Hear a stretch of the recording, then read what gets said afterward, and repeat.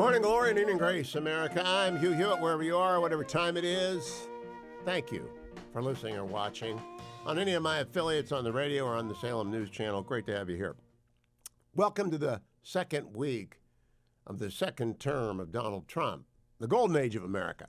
Now, I spent yesterday making a list of his first week achievements because it's kind of crazy how much he got done in 1 week. And the week ended on Sunday night at midnight. So it's got to be done by Sunday. Can't count today. Don't know what he did today.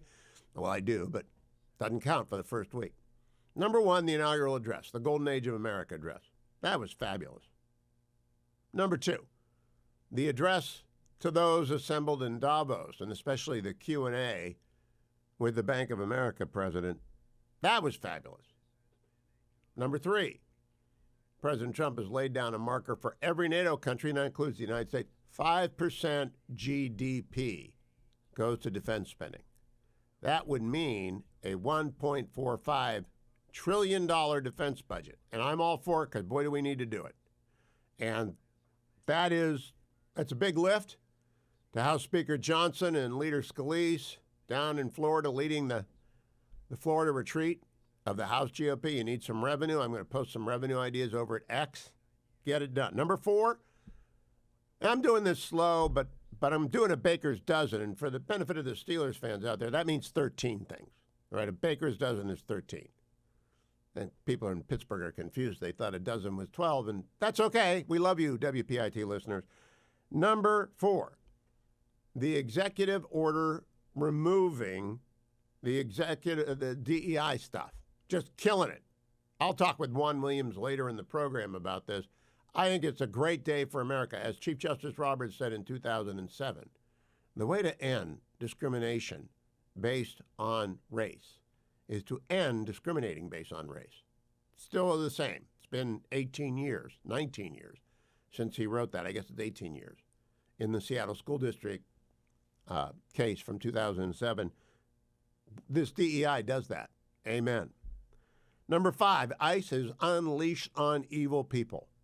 I mean, they're going everywhere fast, and they're picking up bad actors everywhere, and they're going to send them back, and they're going to make sure they get sent back. Number six, with regard to number five, Colombia's president says we're not taking them back. Donald Trump throws down a 50% tariff on Colombia products. That was over so fast it didn't even make a news cycle. Colombia, caved. We had this president with a sash talking trash. And Colombia's a good friend of ours, or has been. They got this wacko for a president now. And he wasn't going to take their nationals who are in our country illegally, refused to allow 2 military planes full of bad hombre Colombians to land. Well, Donald Trump didn't take but a minute to say, okay, 50% tariff on your coffee, et cetera. They crumbled.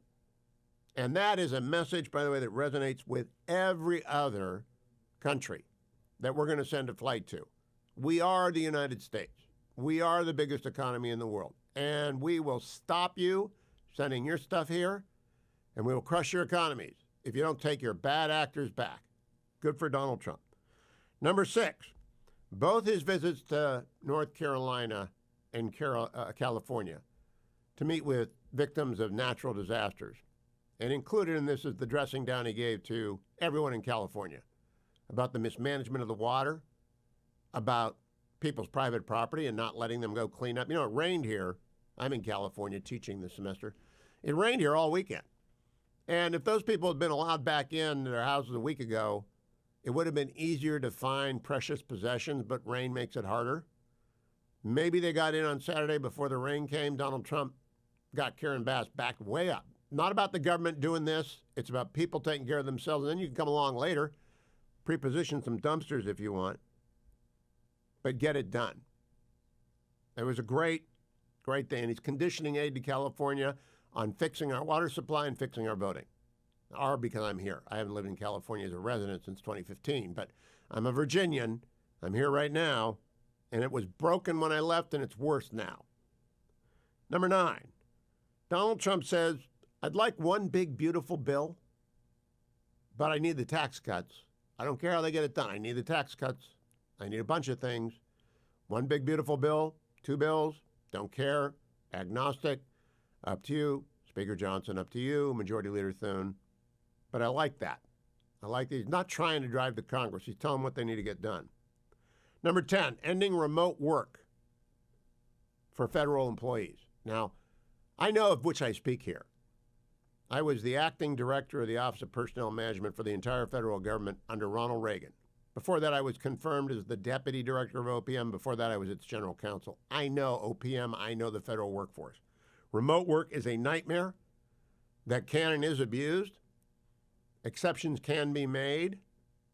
But first, you got to get everyone back into the rhythm. And the rhythm has got to be go to work. There's an office or a desk or a cubicle waiting for you. And we don't know what you're doing at home. And we want you in that cubicle, and we don't want you surfing.